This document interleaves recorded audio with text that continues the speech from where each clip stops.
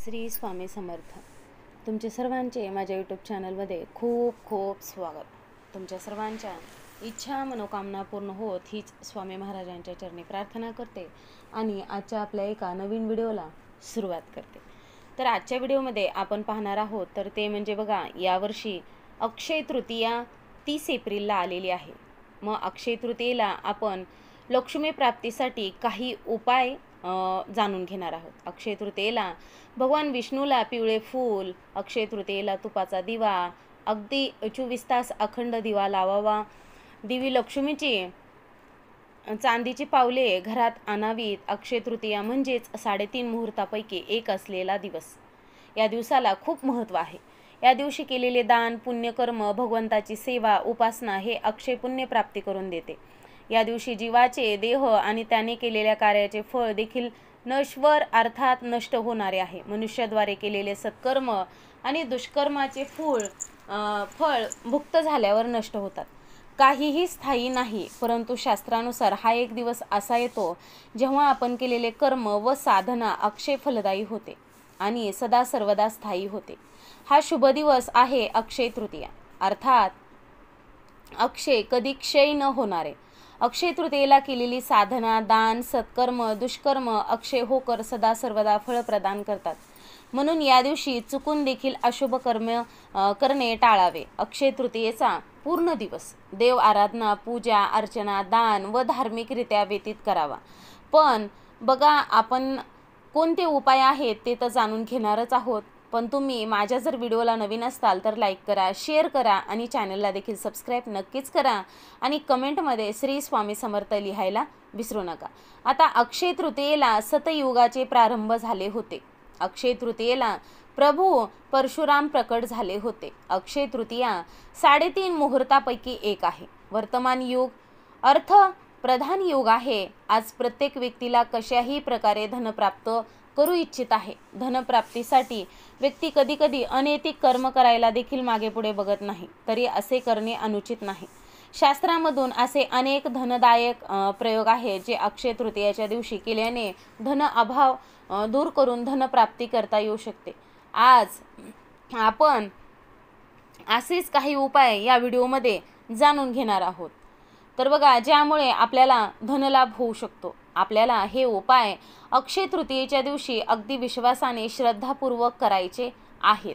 त्यामुळे बघा, आपण अक्षय तृतीयेला आपल्या देवघरात एकाक्षी नारळ लाल रंगाच्या कपड्यात बांधून स्थापित करावा. व्यापारी एकाक्षी नारळ आपल्या तिजोरीत ठेवू शकतात. म्हणजे ज्यांचा कोणाचा व्यापार असेल, व्यवसाय असेल तर त्यांनी हा उपाय नक्कीच करावा.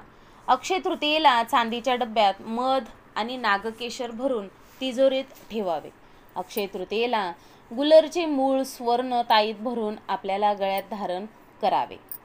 अक्षय तृतीयेच्या दिवशी अगदी बघा, आपण जर काटेकोरपणे या नियमांचे पालन केले तर आपल्याला नक्कीच धनलाभ होईल. अक्षय तृतीयेला 11 गोमती चक्र लाल कपड्यात गुंडाळून धन ठेवत असलेल्या जागेवर ठेवा.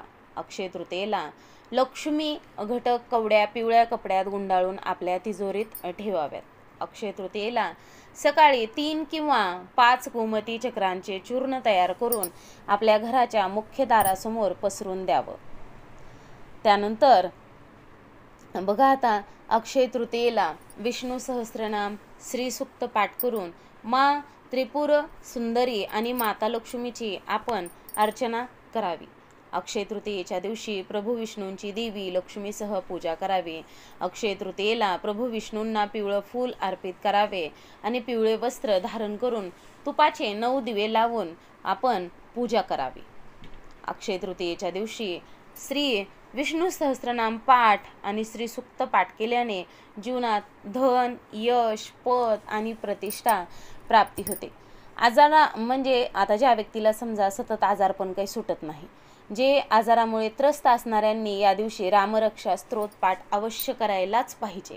अक्षय तृतीयेला चांदीचे शिक्के किंवा सोन्याच्या दागिन्यांची खरेदी देखील करणं खूप शुभ मानलं जातं, कारण की हा दिवस म्हणजे 3.5 मुहूर्तापैकी एक शुभ दिवस आहे. या दिवशी कोणतेही शुभ कार्य प्रारंभ करता येईल. वाहन खरेदी करू शकता किंवा घरात मंगळ कार्य करण्यासाठी मुहूर्त बघण्याची गरज नाही. या दिवशी छत्री दान नक्की करावी आणि जागोजागी लोकांसाठी आपल्या म्हणजे आता बघा प्रत्येकाकडून ज्या प्रकारे होईल, आता प्रत्येकाची परिस्थिती वेगवेगळी असते, त्यामुळे पाण्याची व्यवस्था नक्कीच करावी. आहारात सातूचे सेवन करावे. या दिवशी सातू सेवनाचे एक वेगळंच महत्त्व आहे, आपल्या शास्त्रात सांगितलं जातं. मंदिरात पाण्याचे पात्र आणि पूजा थाळ, घंटा व इतर पूजेचे सामान दान करावे. देवघरात पूर्ण 24 तास तुपाचा अखंड दिवा लावावा.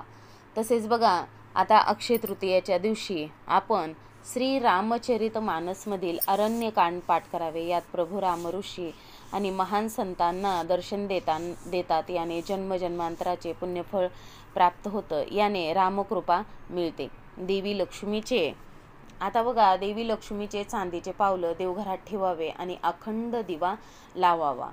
त्यानंतर दक्षिणावर्ती शंखात पाणी भरून प्रभू विष्णूंना अभिषेक करावे आणि सोबतच दूध दही देखील अर्पित करावे. गरिबांना पात्र, अन्न, धन, वस्त्र इतर दान करावे. आता ज्याला जसं शक्य होईल त्याप्रमाणे नक्कीच दान करण्याचा प्रयत्न करा.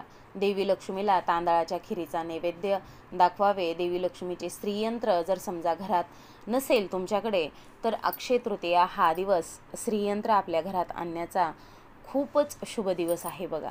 चांदीचा हत्ती आणून त्यावर केशर अर्पित करावे.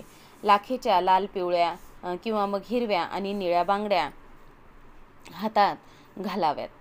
तर बघा अशा प्रकारे आपण अक्षय तृतीयेच्या दिवशी हे उपाय करू शकतो. तसेच चांदी जोडवी पूजेत ठेवून नंतर नणंद किंवा भाऊजाईला भेट द्यावी. तर अशा प्रकारे आपण आजच्या या व्हिडिओमध्ये ही सविस्तररित्या माहिती जाणून घेतलेली आहे.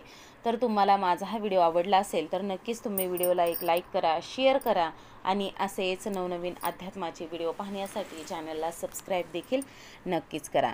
आजची झालेली सेवा स्वामी महाराजांच्या चरणी अर्पण करते आणि माझा हा व्हिडिओ इथंच थांबवते. श्री स्वामी समर्थ. जय जय स्वामी समर्थ. धन्यवाद.